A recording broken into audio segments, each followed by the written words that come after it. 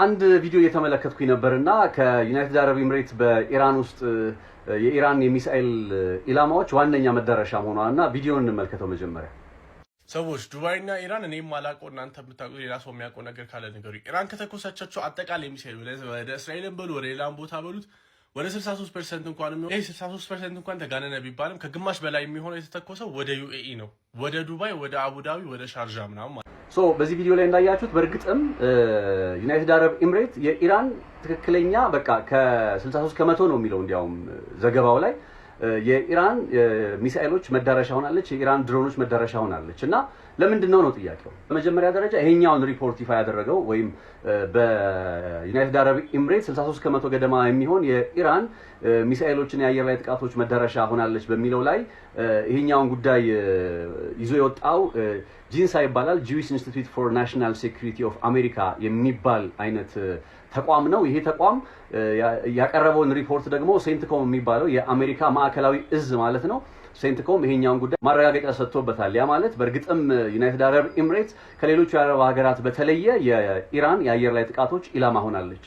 ለምንድን ነው የሚለውን ጥያቄ በተመለከተ በቪዲዮ ላይ ነው በጥያቄ መልክ የተነሳውን ሐሳብ ተደራሽ ስናደርግ የመጀመሪያው ጉዳይ ዩናይትድ አረብ ኤምሬት አልዳፋር እየተባለ የሚጠራ አየር ሰፈርን ታስተናግዳለች። የአልዳፋር አየር ሰፈር የአየር ጦር ሰፈር የአሜሪካ በጣም እጅግ በቀጠናው ላይ አስፈላጊ የሆነ ክሪቲካል ነው የሚባለው እንዲያውም እና F-35 የጦር ጀቶችን ጨምሮ የአሜሪካን F-35 የጦር ጀቶችን ጨምሮ ከኢራን ጋር ባላት ቅርበት ደግሞ በተከታታይ ከዛ የአልዳፋር የአየር ሰፈር ላይ እየተነሱ ጥቃት እንዲሰነዝሩ እድል ሰጥታለች ዩናይትድ አረብ ኤምሬት።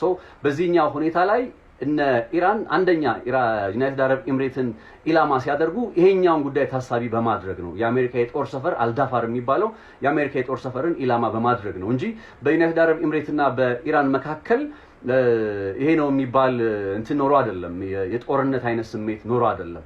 እርግጥ ነው በመጪዎቹ ጊዜ ይሄኛው ጉዳይ ወዴት ሊያመራ ይችላል የሚለው በስጋትነት በጥያቄነት ውስጥ የሚነሳ ሆኖ ማለት ነው።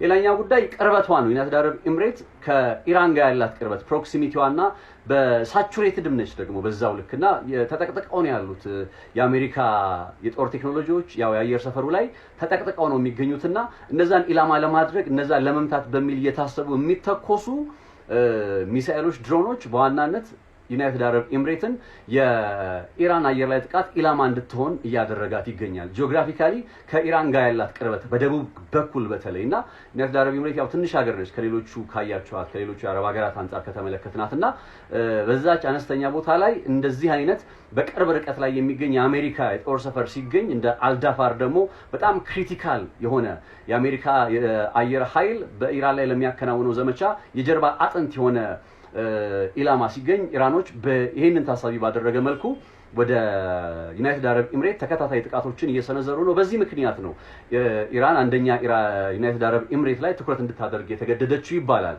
አሴም ታይም ደግሞ ዩናይትድ አረብ ኤምሬት ከአረቡ ዓለም ሀገራት በተለየ የቅንጦት መዳረሻ ነች። ይሄ ለአረቦቹ ብቻ ሳይሆን ለዓለም ማለት ነው። መረጃዎች እንደሚያሳዩት እኮ በየአመቱ በጣም ሀብታም የሚባሉ በቃ ለግዠሪ ህይወት ይኖራሉ የሚባሉ ሰዎች ከፍተኛ ገንዘባቸውን የሚያንቀሳቅሱት ዩናይትድ አረብ ኤምሬት ውስጥ ነው። ስለዚህ እቺ ዩናይትድ አረብ ኤምሬት የምትባል ሀገር ደህንነቷ የተጠበቀ ዋስትናዋ የተረጋገጠ የምትባለው ሀገር አሁን ላይ በዚህ ጥቃት አማካኝነት ስትጋለጥ ያ ስሜት ይፈጠራል። ይሄ ዩናይትድ አረብ ኤምሬትን የመጠራጠሩ ስሜት ይፈጠራል። ይሄኛው ጉዳይ ኢኮኖሚክ ሳቦታጅ ይባላል። ከዚህ ጀርባ በእርግጥ ኢራን ብቻ ነች ተጠያቂ ብሎ መደምደም አይቻልም። ምክንያቱም መጀመሪያ እነ እስራኤልም እነ አሜሪካም ናቸው ኢራን ላይ ጦርነቱን ጀምረው ይሄ ጉዳይ በመናየው መልኩ መሰል አይነት ቅርጽ ከዚህ አንፃር ዩናይትድ አረብ ኤምሬት በዋናነት የአሁኖቹ የአየር ላይ ጥቃቶች ኢላማ እንድትሆን ሰበብ ሆኖባታል ወይ ምክንያት ሆኖባታል ለሚለው ጉዳይ አብረው ይነሳል። ይሄኛውን ነገር ካነሳን ዘንዳ ግን አብረን አንድ በነገራችሁ ደስ የሚለኝ እነ ኳታር ምላሽ ይሰጡ ነው። እነ ኳታር በቃ ከዚህ በኋላ ምላሽ እንሰጣለን፣ እየተፈጸመብን ላለው ጥቃት ለኢራን አጸፋዊ ምላሽ እንሰጣለን እያሉ ነው የዜጎቻችንን ደህንነት ለማስጠበቅ።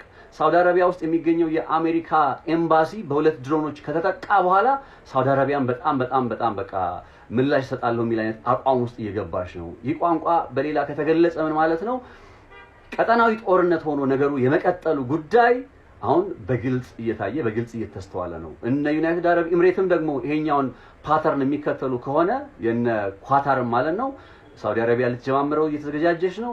ዩኤኢ የምትገባበት ከሆነ እንግዲህ ኢራን ስንት ሀገር ልትገጥም ነው ማለት ነው። ነገሩ ቀጠናዊ ጦርነት ሆኖ ቀጠለ ማለት ነው። ታዲያ በዚህ ሁሉ መካከል ቻይና እና ሩሲያ ለኢራን ድጋፍ መስጠት ነበረባቸው አይደለ ካላቸው ግንኙነት አጋርነት አንፃር። ነገር ግን ምንም አይነት አጋርነት ወይ ይሄ በያሉበት ሆነው ከቤጂንግ እና ከሞስኮ ሆነው ከሚያሰሙት አይዟችሁ ከሚል ወይም እየተከናወነ ያለው ዘመቻ ህገወጥ ነው ዓለም አቀፍ ህጎችን ይጥሳል ከሚል የተቃውሞ ድምጽ ውጪ እንዲህ በተጨባጭ መሬት ላይ የወረደ ነገር ለኢራን አላደረጉም። ለምን? በዚህ ጉዳይ ላይ መረጃውን እንድሰራው ከፈለጋችሁ በኮሜንት ላይ አሳውቁኝ።